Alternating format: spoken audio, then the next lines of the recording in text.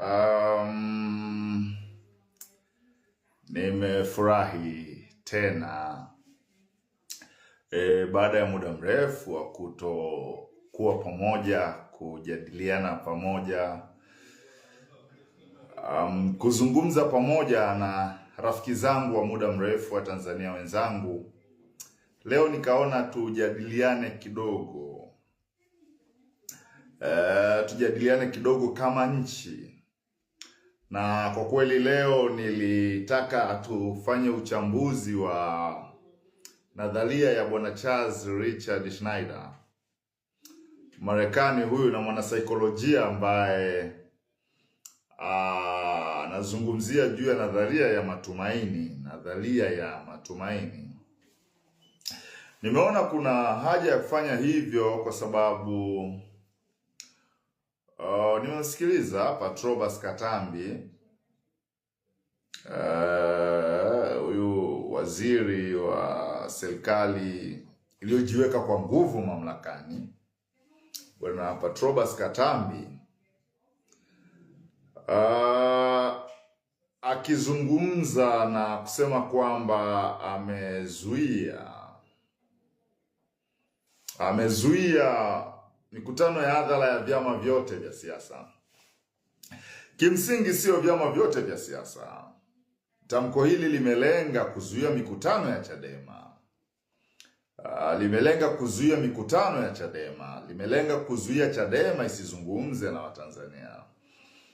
Lakini kuna mambo kadhaa ambayo kwanza siamini kwamba kauli hii ya Patrobas Katambi, kauli hii ya ndugu Samia, kauli hii ya serikali haramu yote, ni kauli yao.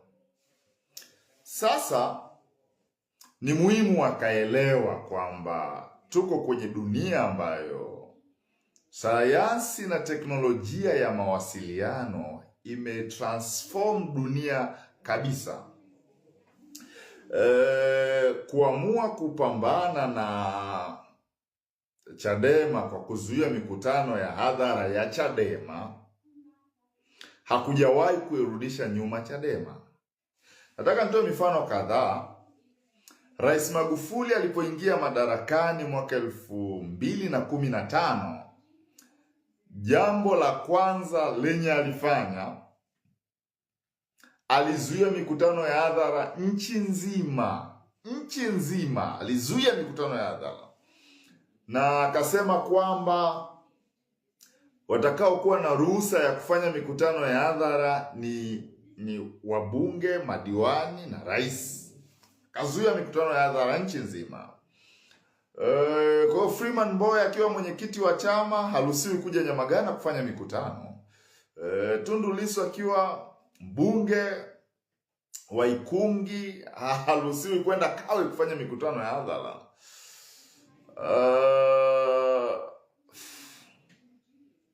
Na chama chetu kikakabiliwa na kesi nyingi sana mahakamani, mwenyekiti mahakamani, katibu mkuu Mnyika wakati ule, Salum Mwalimu wakati ule, Samatiku wakati ule, mara kesi ya mauaji ya Aquilina, mara watu wanazuiliwa dhamana, mara watu wamefungwa. Ilikuwa ni miaka 5 ya Magufuli. Kwanza, mikutano ya hadhara ilizuiliwa nchi nzima. Pili,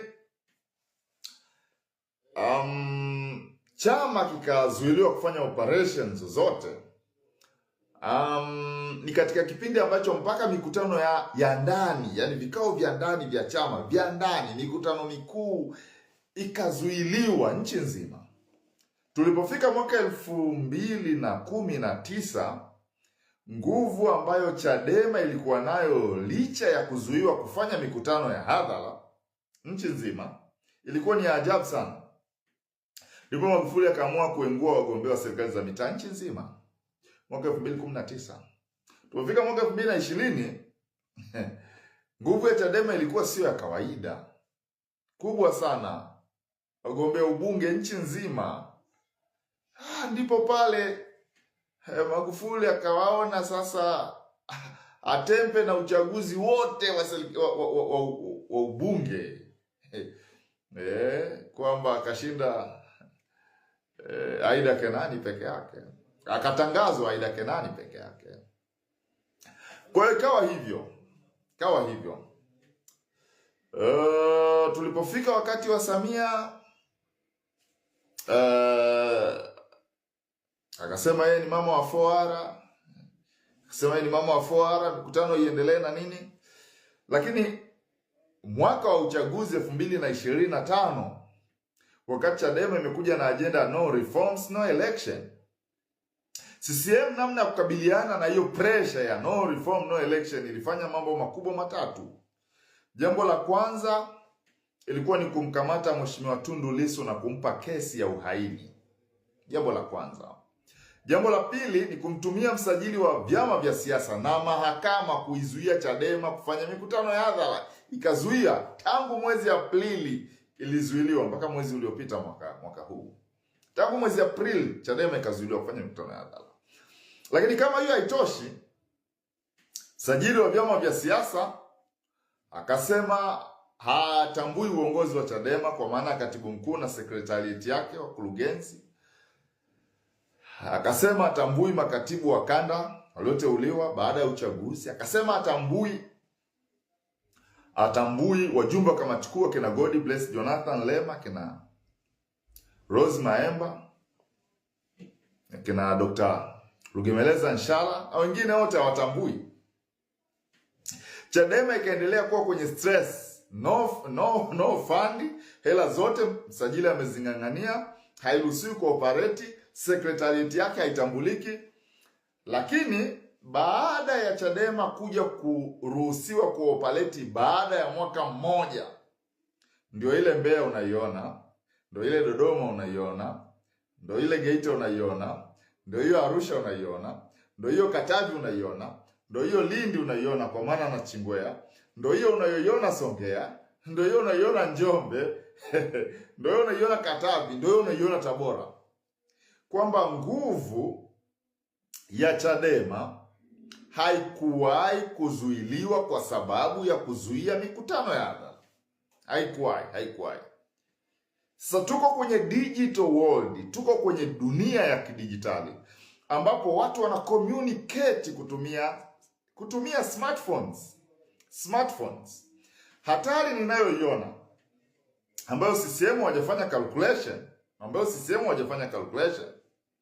katika kipindi chote ambacho Chadema imezuiliwa kuoperate, ndicho kipindi ambacho wanaharakati wa haki za binadamu wamepata nguvu sana. Chadema kama taasisi imepata nguvu, na mwanadamu yeyote kwenye nchi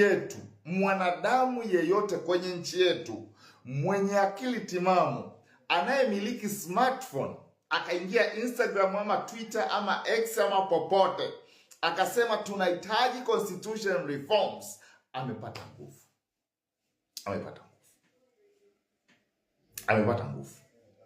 Sababu anazungumza lugha ambayo umma unataka kusikia. Unapoibana Chadema yani haimaanishi kwamba Chadema utaweza kuibana mpaka mwisho. Unaifanya kwanza inakuwa giant, kwa sababu watu wanajiuliza kwenye vyama 19 kwa nini ni hiki peke yake ndicho kinachozuiliwa kuoperate? Wenye akili wanajiuliza. Kwenye vyama vyote 19 kwa nini mwenyekiti wake Tundu Lissu hiki chama tu ndio yuko gerezani? Wanajiuliza the reason.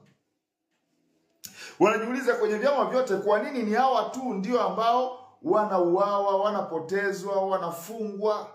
Watu wanajiuliza, na mwisho wa siku wanaona hawa wanafanyiwa hivi kwa sababu ni wa kweli, hawa wanafanyiwa hivi kwa sababu wana dhamira ya kweli, na kadhalika. Katika debate ya kutoingia kwenye uchaguzi uliopita, moja kati ya jambo ambalo lilikuwa likizungumzwa sana ni Chadema kupoteza ruzuku, na watu wakasema kwamba Chadema haiwezi kaoperate kwa sababu haina ruzuku. Ilikuwa ndio debate.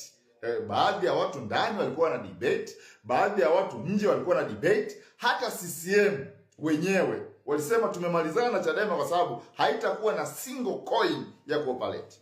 Tangu mwezi wa 4, sajili wa vyama vya siasa ameshikilia fedha ya Chadema, na hata mahakama baada ya kuwa imeruhusu tuendelee na mikutano, sajili ya kuonyesha nia ya kutoa zile fedha ambazo Chadema ilizipata wakati ule inapokea ruzuku. Lakini jambo moja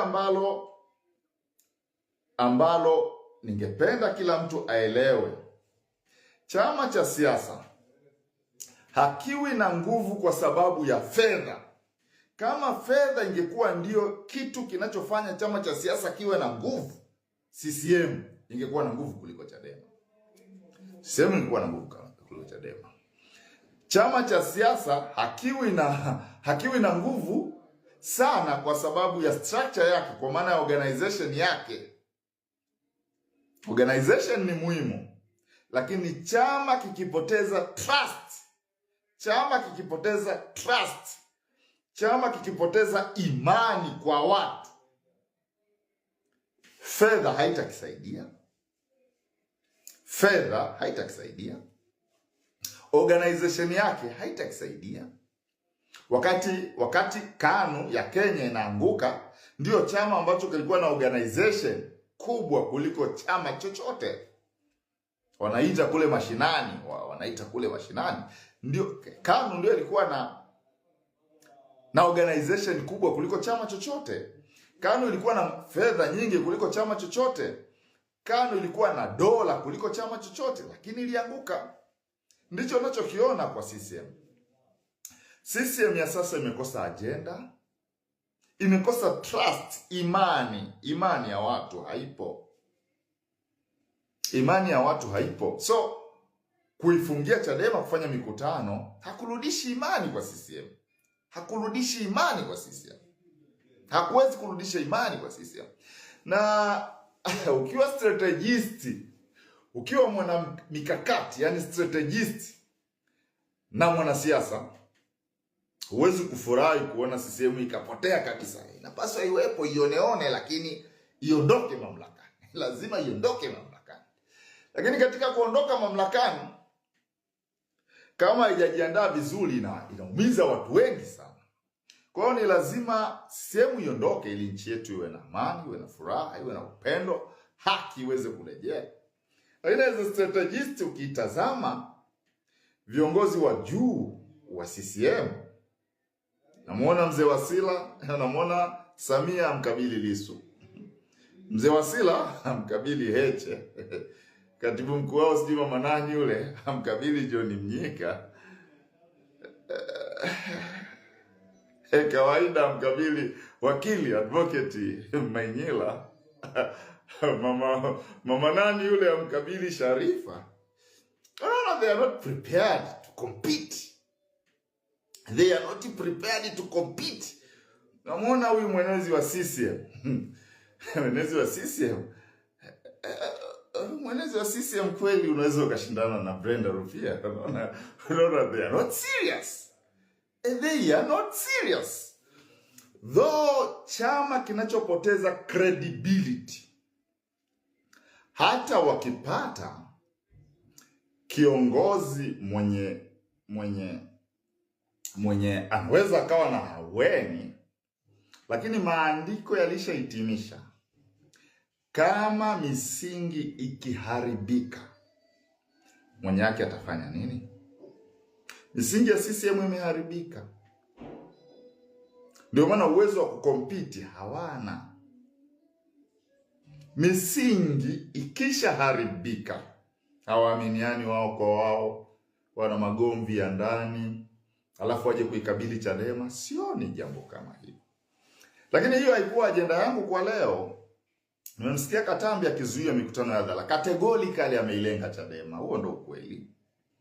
Lakini historia inaonyesha kuzuia mikutano ya hadhara hakujawahi kuzuia nguvu ya umma. Hakujawahi kuzuia nguvu ya umma. Mfano, mwezi Aprili mwaka jana Chadema ilizuiliwa cooperate. Lakini bado watu waliandamana, Chadema ikiwa haina mikutano ya hadhara. Mimi naamini kwamba baada ya shida ambayo nchi yetu imepitia, ulikuwa ni muda mwafaka wa CCM kujitafakari. Na njia rahisi ya kujitafakari ilikuwa ni kuiangalia nadharia ya Bwana Charles Richard Schneider inayoitwa The Hope Theory ya Bwana Charles Schneider. Huyu jamaa ni mwanasaikolojia, alizaliwa mwaka 1944 na alifariki mwaka 2006. Anazungumzia kuhusiana na nadharia ya hope, nadharia ya matumaini.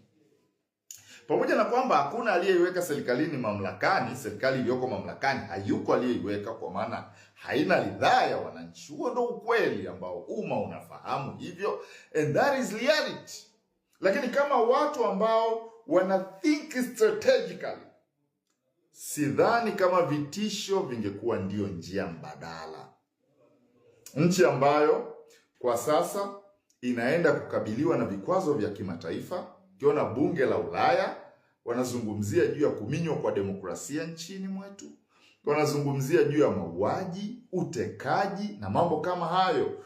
Ukiona bunge la Marekani linatafakari kutafakari upya tena uhusiano wake na Tanzania kwa sababu ya vitendo kama hivyo, mimi naamini angalau njia ya kusaidia isingekuwa vitisho kama ambavyo wanatoa kina Katambi, isingekuwa hiyo, na badala yake the hope theory ya Bwana Richard Schneider ndio ingekuwa dawa.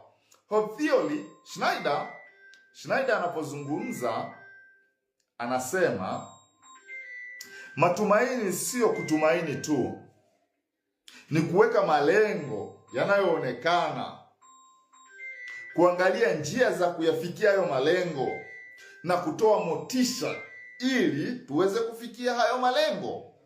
Kwa mfano, umma wa Tanzania kwa sasa unahitaji mambo makubwa matatu. Jambo la kwanza ni uwajibikaji wa watu waliohusika na mauaji ya raia wasio na hatia. That is number 1. Number 2, umma unataka kuona Mheshimiwa Tundu Lissu yuko nje. Kwa maana umma unaamini, na ndivyo ilivyo, kwamba Lissu sio mwaini. That is number 2. Number 3, umma unataka katiba mpya. Umma unataka katiba mpya. Unahitaji mambo matatu. Nikijaribu kustadi umma. Sasa suluhu sio kuzuia mikutano.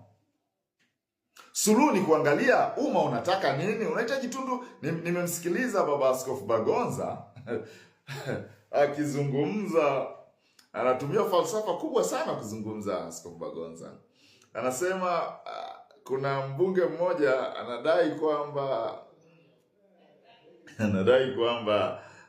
watu wasiandamane kwa sababu katiba mpya itatolewa. Akasema waendelee kusema pia na wasiandamane kwa sababu Tundu Lissu ataondolewa gerezani. Akasema tena watu wasiandamane kwa sababu waliotekeleza unyama ule watachukuliwa hatua. Mimi kwa maoni yangu nafikiri hiyo ndio ingekuwa ruti sahihi. Kuzuia tu watu kutofanya mikutano ya hadhara bila prosesi ya kuheal nchi haitosaidia. Mahala ambapo tumefika kama taifa sio pazuri. Hatukuwahi kufika katika historia yote ya maisha yetu. Hatukuwahi. Na hakuna njia ya mkato. Njia ya mkato ni kuhakikisha haki inatendeka. Njia ya mkato ni kuhakikisha Watanzania wanapata katiba mpya. Njia ya mkato ni kuhakikisha Mheshimiwa Tundu Lissu yuko uraiani. That is my opinion. Sasa Katambi ametumika, siamini kama ni yeye, ametumika kuzungumza juu ya kuzuia mikutano ya hadhara nchi nzima. Ili jambo na lenyewe linaleta taharuki katika nchi. Kwanza ndani, lakini pili ulimwenguni. Kuzuia mikutano ya hadhara, kuzuia uhuru wa kutoa mawazo, kuzuia uhuru na haki ya watu kukutana, Ndicho kitu ambacho bunge la Ulaya linapigia kelele kwamba Tanzania, there is no freedom in Tanzania. Ndicho ambacho bunge la Marekani linapiga kelele. Ndicho kitu ambacho hata taasisi za ndani ya nchi, Baraza la Maaskofu Katoliki Tanzania, viongozi wa dini wale ambao ni credible kama Askofu Bagonza, kama Shehe Ponda, kama Askofu Mwamakula, Askofu Mwanamapinduzi Josephat Gwajima, ndivyo vitu ambavyo wanavipigia kelele. Mbona simple? It's very simple. It's very simple. Kwa sababu unajua kile kitu ambacho watu wanakizungumzia. Kwa maoni yangu mimi, si muda sahihi wa kutangaza hali ya hatari, na anayetangaza hali ya hatari ni Katambi. Kwa mujibu wa nchi yetu sisi, katiba ya nchi yetu, waziri ana mamlaka ya kutangaza hali ya hatari. Jambo hili linaendelea kuprove kile kitu ambacho dunia imekuwa ikipigia kelele kuhusiana na Tanzania. Kupigia kelele. Mahala tulipofika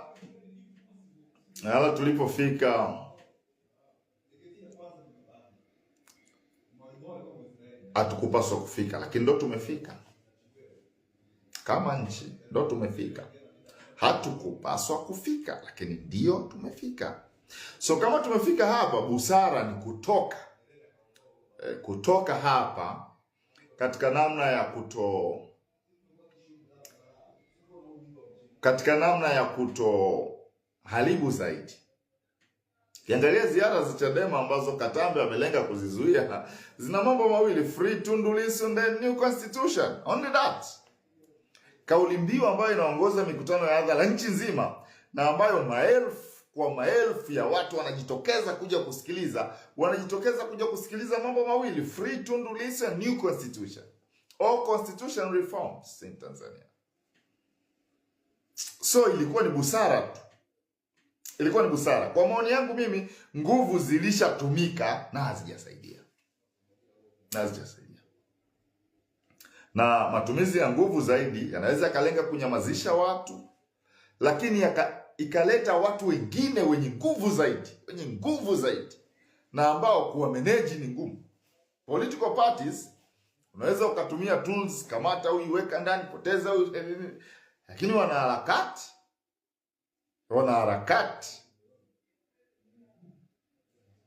ambao kila kukicha wanaongezeka kwa sababu ya limitation of public spaces. Kadiri unavyozidi kubana uhuru wa watu, ndivyo ambavyo watu jasiri wanapoibuka, wanaungwa mkono. Whether wanazungumza kwa namna gani, wanazungumza nini, lakini as long as watu wanazungumzia juu ya haki na uhuru, watapata nguvu. Na wanapata nguvu. Kwa hiyo njia bora kabisa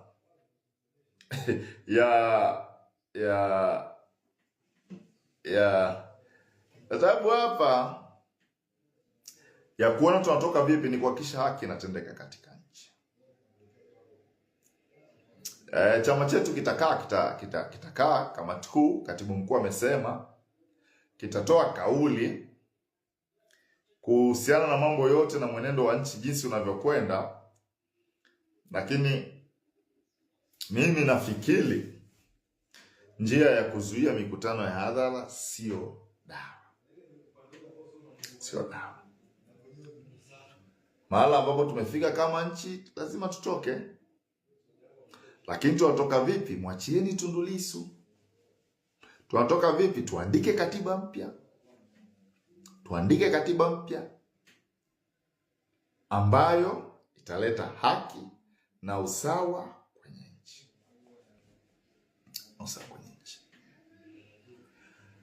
Leadership inatakiwa. So mimi nikipima sababu za kuendelea kumshikilia Mheshimiwa Lissu, sioni mantiki yake. Ukitazama namna ambavyo mikutano ya hadhara hii ambayo imefanyika ya Chadema, unagundua kwamba hata leo ukimkamata Lissu, ukamkamata Heche, ukamkamata Mnyika, ukakamata Pambalu, ukakamata kila mtu ukaweka ndani, hayo matendo ya kukamata watu, hayo matendo ya kuteka watu wasio na hatia, hiyo tu ni sababu inayo unite watu. Unite watu. Teknolojia inafanya watu wanakuwa na nguvu, inafanya taasisi zinakuwa na nguvu. Leo CCM imepoteza ile nguvu yake kabisa ya kupambana kwa hoja. Sasa ukiona mikutano inayofanywa na Kenan Kiongosi ni lazima polisi wawasaidie CCM. Ni lazima. Yaani ukiona mikutano inayofanya CCM kama taasisi imefika wakati ambao haiwezi kufanya tena siasa. Haiwezi kawa na mikutano organic. Watu wanajitokeza wao wenyewe wanakuja kusikiliza CCM inazungumza. Haiwezekani. CCM mara ilipofikia kama wana mkutano Nyamagana, wanachukuana kuanzia Singida. Wamebeba watu kwenye matreni, wamebeba watu kwenye magari, wamebeba watu kwenye maroli, ndio wanawamwaga. Ukimaliza wanawachukua na tena wanamwaga sehemu nyingine. Kwa hiyo kwa maoni yangu mimi, nchi yetu ni kubwa kuliko vyama vya siasa. Nchi yetu ni kubwa kuliko CCM. Nchi yetu ni kubwa kuliko Chadema. Nchi yetu ni kubwa kuliko mtu yoyote. Sasa watu wenye hekima kwenye nchi yetu, wazee kwenye nchi yetu, viongozi wa dini kwenye nchi yetu, ni muhimu wangetumia uhuru wao, na hata kama uhuru haupo, wakatumia ujasiri wao kuzungumza iliyo kweli. Kuendelea kumshikilia Mheshimiwa Tundu Lissu kunazidi kupasua nchi. Kuendelea kumshikilia Mheshimiwa Tundu Lissu kunazidi kuleta utengano katika nchi. Kuzuia mikutano ya hadhara hakuleti amani.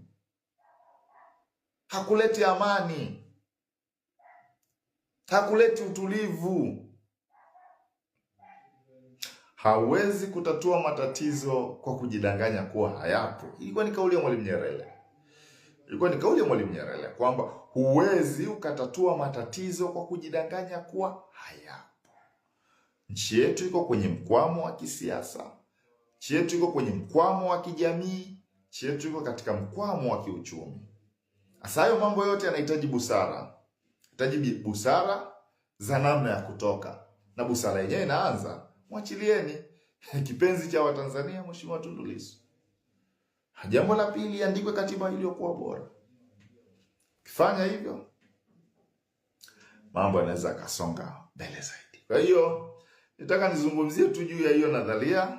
Bwana Charles Richard Schneider nazungumzia juu ya nadharia ya hope, nadharia ya matumaini. Anasema matumaini bwana, matumaini ama hayaji kwa sababu tunayatumaini, yanakuja kwa sababu unapanga, alafu unaangalia njia za kuyafikia, alafu unatoa motisha kwa ajili ya kuweza kuyafikia. Na mimi naamini matumaini ya kweli yanaanza kwa kuwaonea wasio na hatia.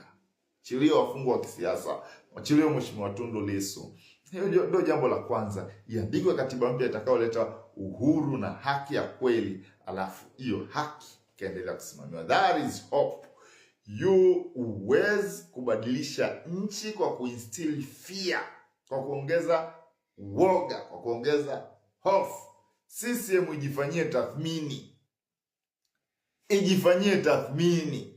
Pamoja na kwamba imechoka, lakini kuna watu wanaweza wakaisaidia kwa kiwango fulani, japo sio kuwasaidia isianguke. Kuanguka itaanguka tu. Lakini sasa hiyo kasi ni kubwa. Huwezi ukamweka kawaida awe mwenyekiti wa vijana wa Chama cha Mapinduzi utegemee chama kitaungwa mkono. Hilo jambo haliwezekani. Huwezi kumweka Kenan Kiongosi eti mwenezi wa Chama cha Mapinduzi. Mwenezi wa Chama cha Mapinduzi. CCM ya Kenan Kiongosi kama mwenezi haimuhitaji Heche kujibizana naye, inahitaji Felius mwenyekiti wa Bavicha aweze kupambana na Kenan Kiongosi, sababu ni mwenyekiti, mentality yake bado ni mwenyekiti wa UVCCM. We have grown up. Mimi niko mwenyekiti wa Bavicha, nishastaafu huko, umri ulikataa. Sasa kukabiliana na hoja za upinzani kwa Kenan Kiongosi ni ngumu. Ni lazima vyombo vimsaidie kama polisi, msajili wa vyama vya siasa na vitu vingine kama hivyo. Mzee Wasira kukabiliana na Mheshimiwa Heche, hilo jambo ni gumu, haliwezekani. Ni dunia mbili tofauti. Mzee Wasira wakati anasema nyinyi hamjui nchi imetoka wapi, Gen Z wanasema nyinyi hamjui tunataka kwenda wapi. Haiwezekani. Hizo ni dunia mbili tofauti. Wewe unazungumza the past, nao wanazungumza the future, their future. Wakati wanakumbusha tulikotoka, sisi tunataka kujua tunakokwenda. We have no employment. Our friends are abducted. Wanataka kuona their future. So sisemu isipojifanyia reforms, anguko lao ni kubwa sana. Anguko aliyepukiki. Lakini lakini linakuwa kubwa mno sana kwa aina ya watu waliopo. Kwa hiyo nitaka tujadiliane nadharia ya hope. Nchi ilipofika inahitaji matumaini. Nchi ilipofika inahitaji kutoka hapa. Nchi ilipofika inahitaji utengamano. Sioni future kama waliojipa mamlaka hawatotaka kuweka ala mahala pake. Kati ule Petro walipokuja kumkamata Yesu, Petro akachukua panga akamkata mmoja kati ya wale waliokuja kumkamata Yesu. Akamwambia no, rudisha panga rani mwake, auae kwa upanga naye atakufa kwa upanga.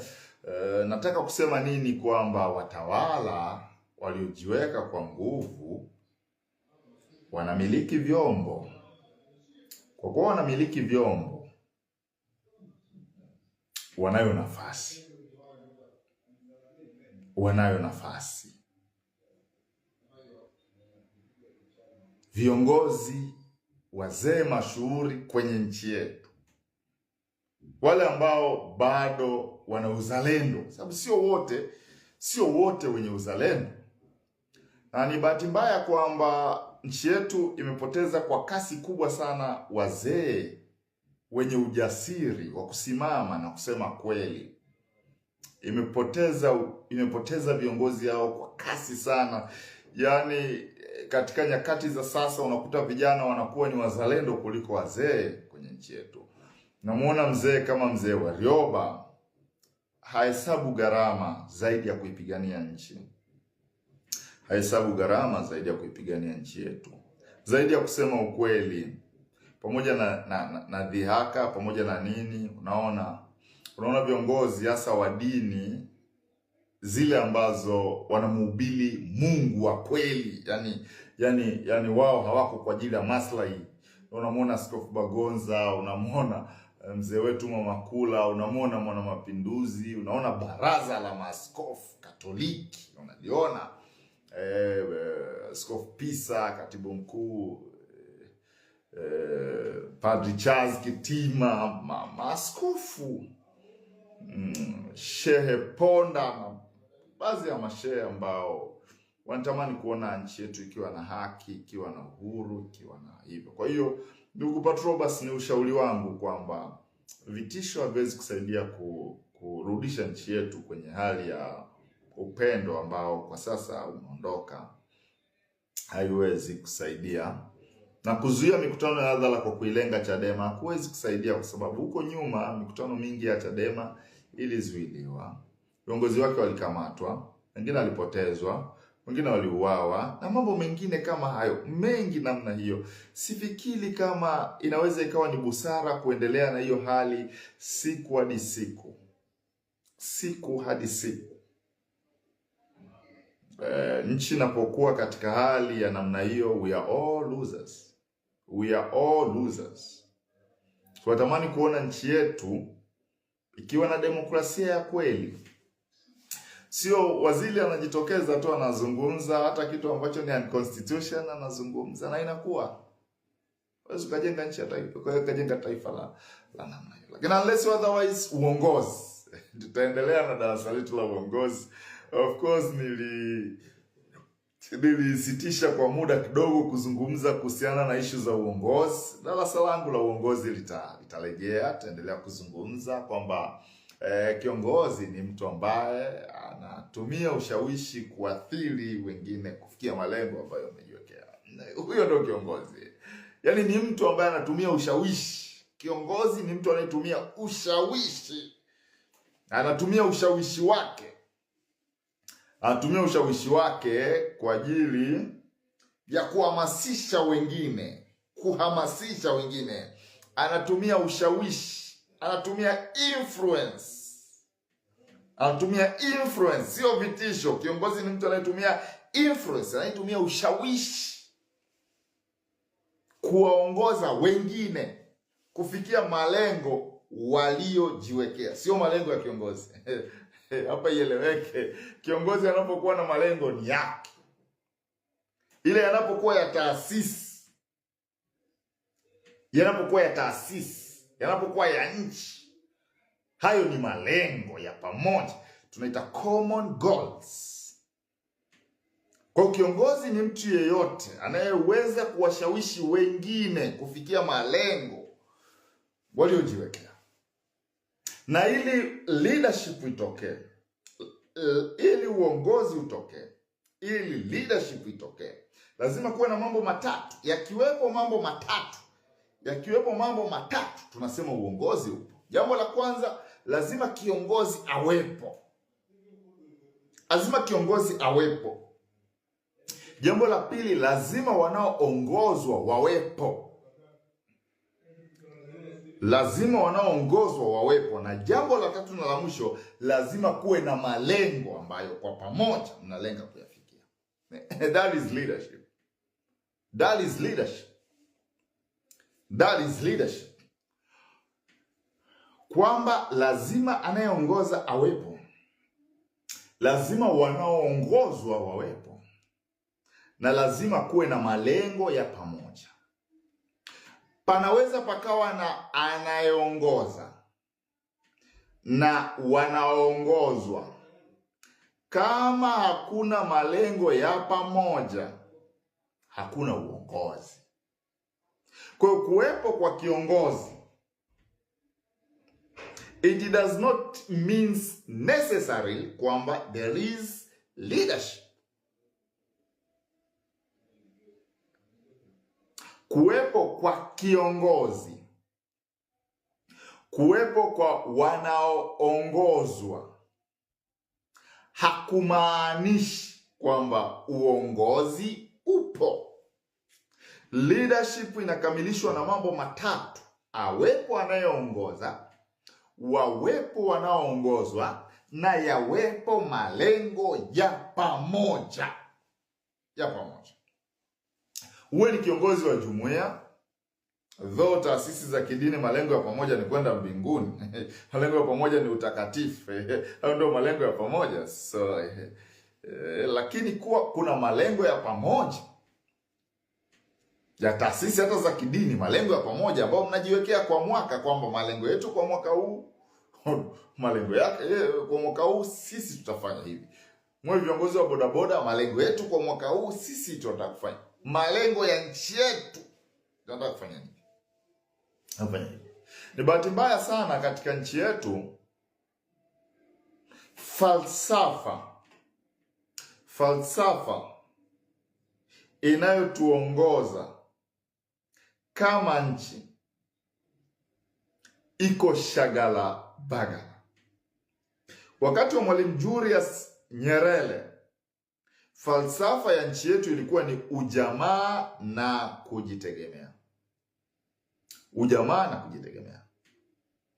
Hata katika falsafa ya elimu, education philosophy ya Tanzania during Mwalimu era, falsafa ya nchi yetu wakati wa Mwalimu ilikuwa ni falsafa ya elimu ya ujamaa na kujitegemea. Ujamaa na kujitegemea ndio ilikuwa falsafa, ndio ilikuwa mwelekeo wa nchi yetu. Baada ya kuachana na nasema tuko a bit confused kwa sababu kinachozungumzwa na Chama cha Mapinduzi, kinachozungumzwa na serikali yao kinaitwa ujamaa na kujitegemea. Ndio falsafa wanadai ni ujamaa na kujitegemea. Lakini kwenye hiyo falsafa bunge analipwa milioni 18 na mwenye mwalimu wa primary analipwa 350,000 take home. Hakuna ujamaa wa namna hiyo duniani isipokuwa CCM. Yaani ujamaa ambapo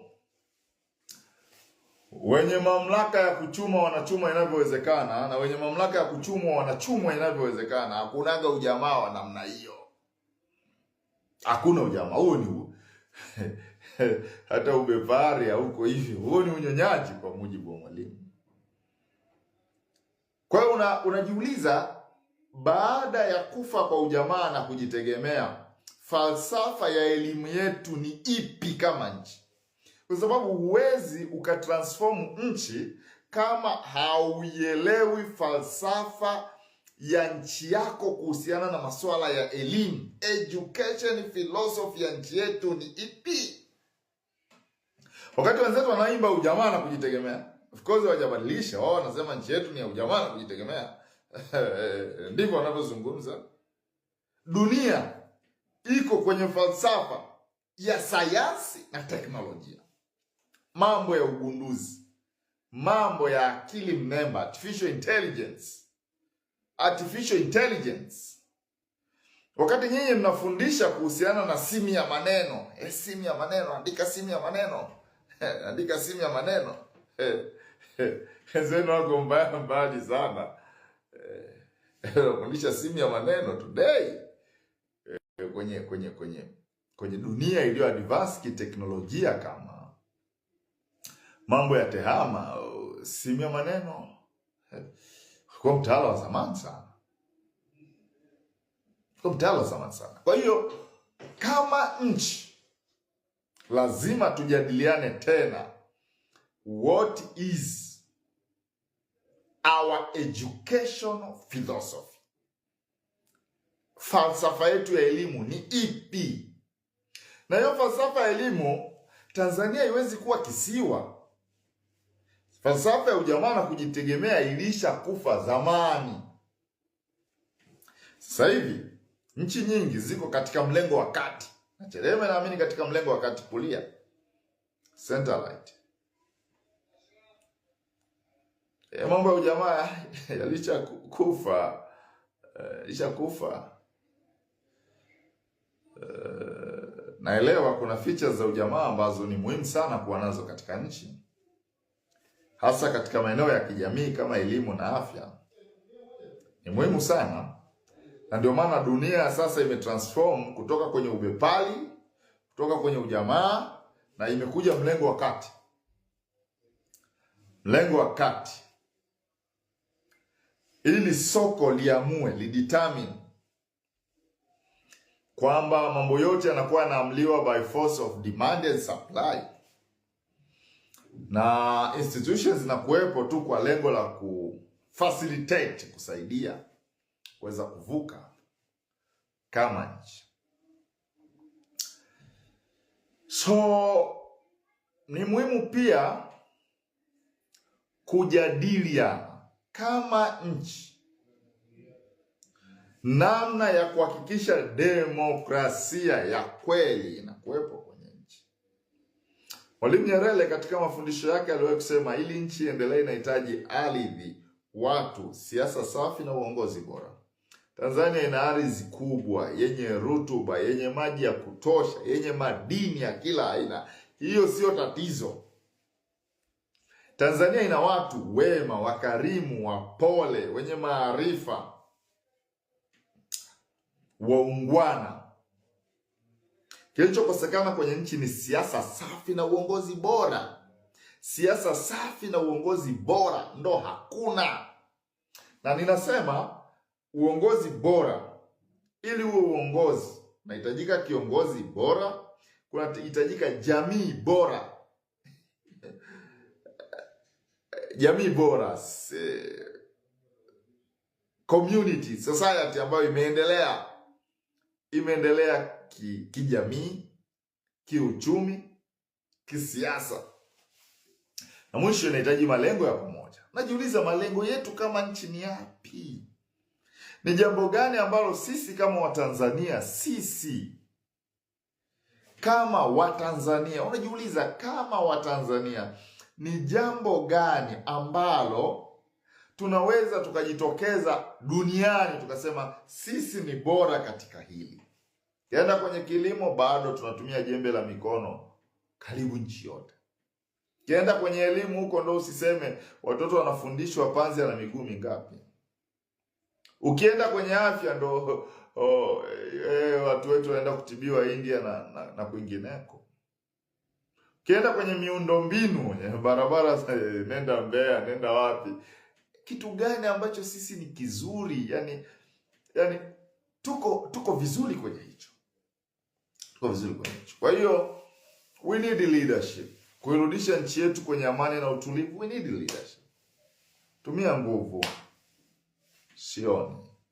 Tunahitaji kuona Mheshimiwa Lissu yuko nje ya gereza, atimize wajibu wake wa kisiasa, wajibu wake wa kifamilia, wajibu wake wa kijamii. Tunahitaji kuona nchi yetu ikiandika katiba mpya bora inayoendana na wakati na kasi ya ulimwengu. Hao ni mambo makubwa mawili ambayo tunaweza tukasonga mbele. Lakini pia tunahitaji vijana ambao they are well informed. Na kwa kweli kwa sasa vijana wanatumia vizuri sana teknolojia kuona dunia ilikofika, kuaspire, kutamani kufika huko na kutafuta mbinu za kufika kule ambako tunaweza tukafika. Mimi sina la ziada, labda kama tutataka tujadiliane kidogo. Nisema tu tujadiliane kidogo the hope theory ya Bwana Schneider, kwamba nchi yetu ilipofika inahitaji matumaini, inahitaji wenye hekima, wenye busara, wenye utu, wenye uelevu, viongozi na wazee mashuhuri na watu wenye ushawishi kukubaliana kwa pamoja kabisa kuona kwamba tulipo sio eneo sahihi na hatupaswi kuwa hapa, kupaza sauti juu ya Mheshimiwa Lissu kuweza kuachiliwa huru na kuandika katiba ambayo ni bora zaidi, ambayo itaweza kuleta ustawi wa jamii kwenye nchi yetu. Mimi sina la ziada, unless otherwise. Kama una lolote la kuniuliza unaweza kaandika hapa. Kama una jambo lolote ungependa kuniuliza, kakaangu Baraka, niliona kaka Baraka kutoka kaka Baraka, nilikuona. Uliniambia nilipotea, of course nilipotea sana. But tuko pamoja kwenye struggle. Hivi bado huko Chadema ulishasepa? Maana hatukuoni. Wewe kusepa Chadema atakuwa sio pambalu. Atakuwa sio pambalu kwa kweli. Mimi niko Chadema. Niko Chadema kwa kufika. Kwa kufika. Kaka Baraka duka muda mrefu hujaingia live. Baraka from Dubai. Nakushukuru sana kaka Baraka, tuko pamoja. Tuendelee kuiombea nchi yetu, tuendelee kuombea chama chetu cha Chadema. Namuona Daudi Lembeli.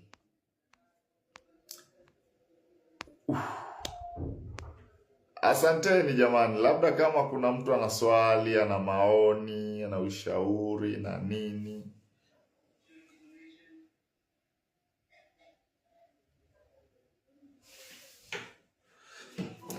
Kaka Shayo Bartholomeo ananiuliza tunapanga nini baada ya hii invalid ban?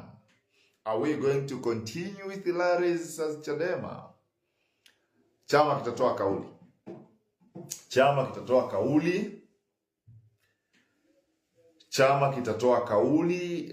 Katibu mkuu ameshazungumza kwamba kamati kuu ya chama itakutana, na baada ya kamati kuu ya chama kuweza kukutana, kamati kuu itasema way forward. Kwa hiyo nisipende kupreempt. Mimi ni mjumbe wa secretariat ya chama chetu taifa, mkurugenzi wa organization na mafunzo na uchaguzi. Yale ambayo naona kuhusiana na hii ban, nitashauri vikao ili chama kitakapotoa kauliwe kauli ya kwetu sote kama chama. Lakini ndicho nilichokuwa nikisema kwamba si sawa. Nilichokuwa nakisema ni kwamba si sawa. Hatuwezi kuwa na nchi ambayo mtu yeyote wakati wowote anaweza akajiamlia na akatoa amri hata kama iko kinyume cha katiba. Hatuwezi kuwa na taifa la namna hilo alafu tukasema kwamba tumestaarabika. Hiyo haiwezekani. So kuhusiana na way forward, chama kitazungumza very soon. Chama kitazungumza. Bahati nzuri makamu wetu mwenyekiti John Wegesa Heche na makamu wake Zanzibar, makamu wetu Zanzibar Mzee Saidi Mzee, wamesimama imara sana katika kipindi ambacho mwenyekiti wetu yuko gerezani. Wamesimama imara sana. Katibu mkuu wetu John Mnyika, naibu wake Amani Gorugwa na Ali Ibrahim kule Zanzibar wamesimama imara sana. Kamati kuu yetu ya chama iko very bold kuliko wakati mwingine wowote. Imekuwa imara sana katika kipindi ambacho chama chetu kimepita kwenye majaribu makubwa sana. Makubwa sana. Mwenyekiti wetu kuwa gerezani kwa zaidi ya mwaka mmoja sasa, siku zaidi ya 400, sio jambo rais. Kukiongoza chama ambacho msajili ameng'ang'ania fedha zake sio jambo rahisi kabisa. Kuongoza chama tu ambacho the greatest asset kilichobakiza ni credibility. Yani asset kubwa ambayo chama chetu kinacho katika wakati wa sasa, asset kubwa ni credibility. Mwaka jana watoka sasa, ingieni kwenye uchaguzi mpate ruzuku. CCM ina ruzuku lakini imeluzi credibility. Imeluzi trust. Imeluzi kuaminika, kupendwa, kuaminiwa. Imeluzi. But we don't have ruzuku. Our chairman yuko prison. Ila credibility. Ule uhalali. Katika siasa poteza kila kitu lakini usipoteze credibility. Kwenye Bible kuna neno moja nasema heli jina jema, something like that. Chama chetu kina jina jema. Kivita mtaani kule, umevaa jezi ya Chadema, huko kwenye hoteli unapata zako msosi, wasikia tu unasema kamanda nimelipa. Mtu ananiambia bwana, nilikuwa nimevaa jezi yangu hapa mtaa wa Nyegezi stand hapa Mwanza, napata zangu msosi, nikasikia jamaa anasema kamanda nimelipa, chukua na hela ya nauli. Why? Kwa sababu ya credibility. Chama cha siasa, mwanasiasa yote anahitaji kusurvive wrong kwenye politics, lazima alinde jina jema. Lazima ulinde jina jema. Chama cha siasa lazima misimamo yake. Asante sana Monieka Yombo. Heli kuchagua jina jema kuliko mali nyingi. Ni Methali 22. Methali 22 nasema heri kuchagua jina jema kuliko mali nyingi. Kwa hiyo Chadema maamuzi yake yalilenga, ama nyakati zote analenga kuchagua jina jema. Ndio maana tukipicha watu wanachanga mpaka 500,000. Yaani kwenye mkutano mmoja watu wanatoa 100, 200 mpaka wanafikisha 500,000. Hiyo sio kazi ya kawaida. Hiyo sio kazi ya kawaida kabisa. Heri kuchagua jina jema kuliko mali nyingi. Methali 20:22. Ninakushukuru sana sana, nimefurahi kunipatia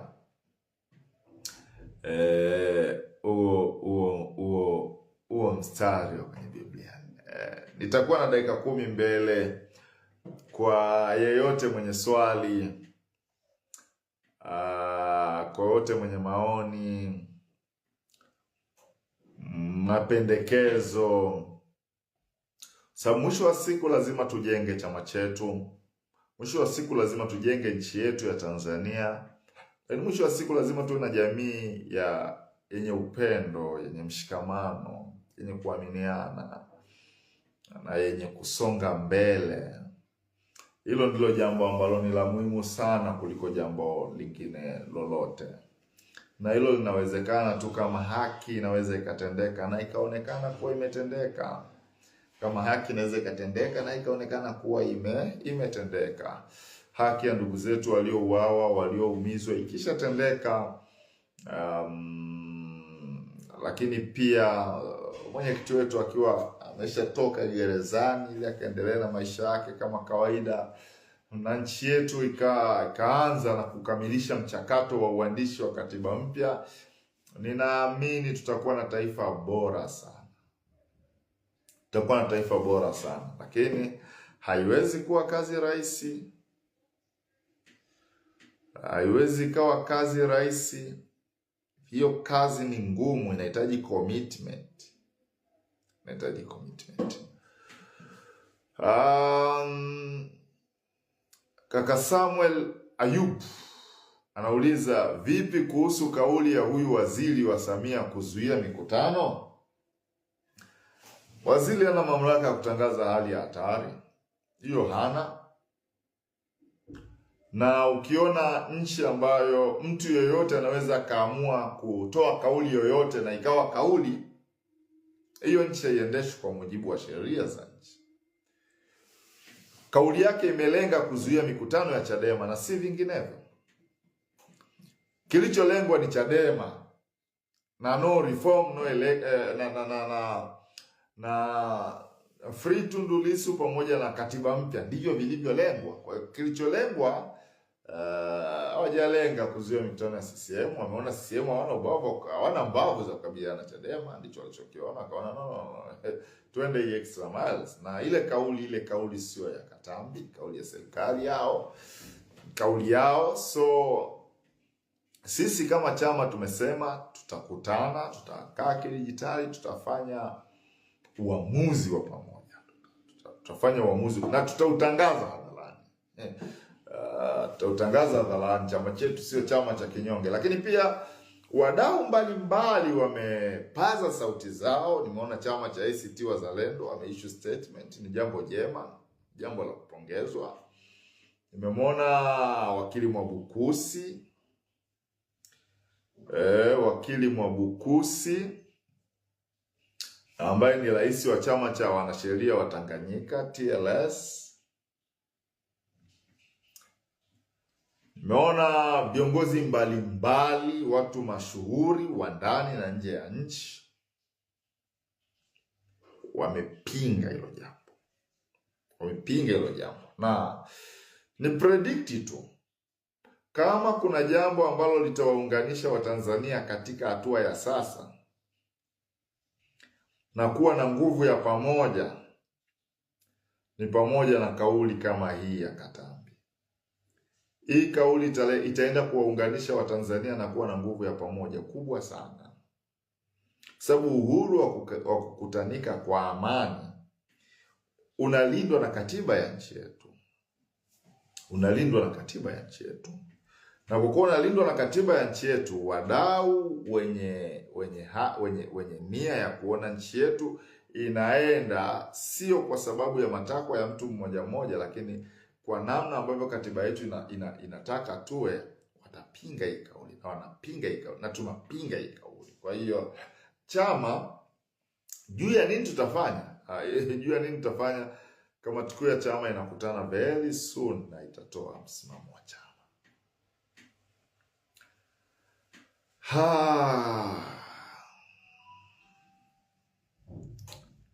Mimi sina la ziada.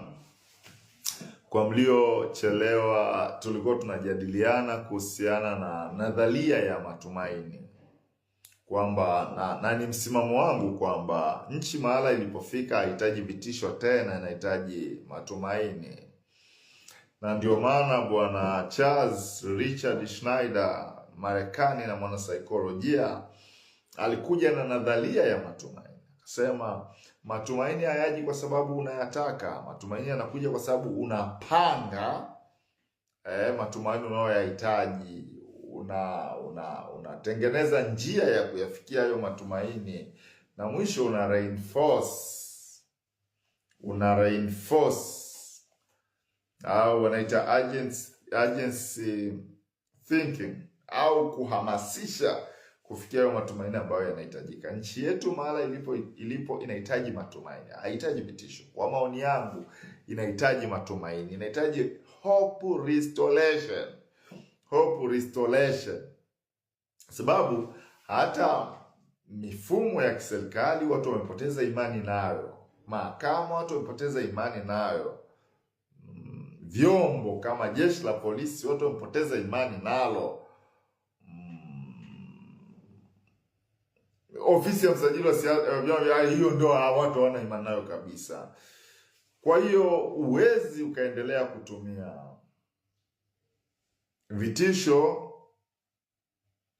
kuwa mbadala wa matumaini.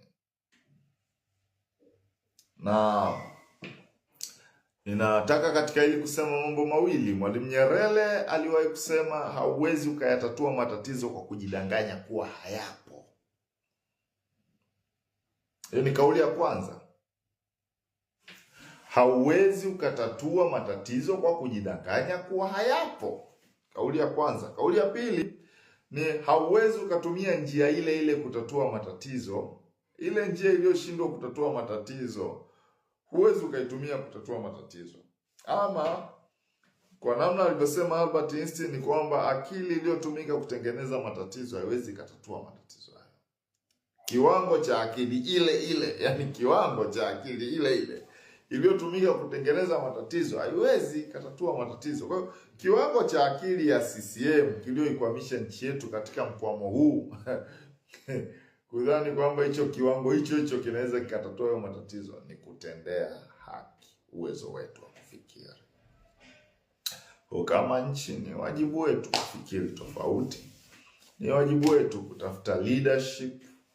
Ni wajibu wetu kutafuta consultation. Wajibu wetu kuengage na ulimwengu, kuengage na dunia, kuengage na wadau mbalimbali wa haki na demokrasia, kuhakikisha kwamba tuna restore hope kwenye nchi yetu. Sasa tunaenda extra miles, tunarudi nyuma. Tunaenda mbele, tunarudi nyuma. Wakati wa Simbachawene alipokuwa waziri wa mambo ya ndani, mimi sitaki utekaji, mimi sitaki watu kukamatwa katika namna ambayo italeta taharuki kwenye nchi, mimi sitaki hiki, mimi nataka jeshi la polisi liende vile ambavyo sheria yetu inataka. Wakaona huyu Simbachawene akae kando, leta patrol basi. Araingia, mimi natangaza hali ya hatari, hakuna mikutano ya hadhara. No. Hamwezi mkatatua matatizo kwa kujidanganya kuwa yapo, na hamwezi mkatumia akili ile ile kuweza kutatua matatizo yale. Jamani, watakieni kila laheri. Nimefurahi. Mtu mmoja, dadangu Pendo, akaniuliza, Pambalu, kwa ukimya huu kweli unaona uko sahihi? Kaambia basi Pendo, nitawasalimu this Ijumaa ya wiki hii, tutabadilishana mawazo, tutazungumza, na kwa kadiri Mungu atakavyopenda tutaendelea kuwa na ratiba nzuri kabisa ya kubadilishana mawazo, ya kuzungumza pamoja na kuweza kusonga mbele. Asanteni sana. Mwenyezi Mungu awabariki sana. Nimefurahi.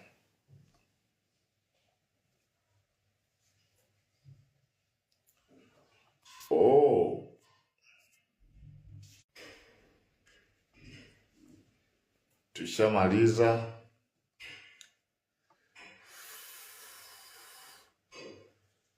Okay.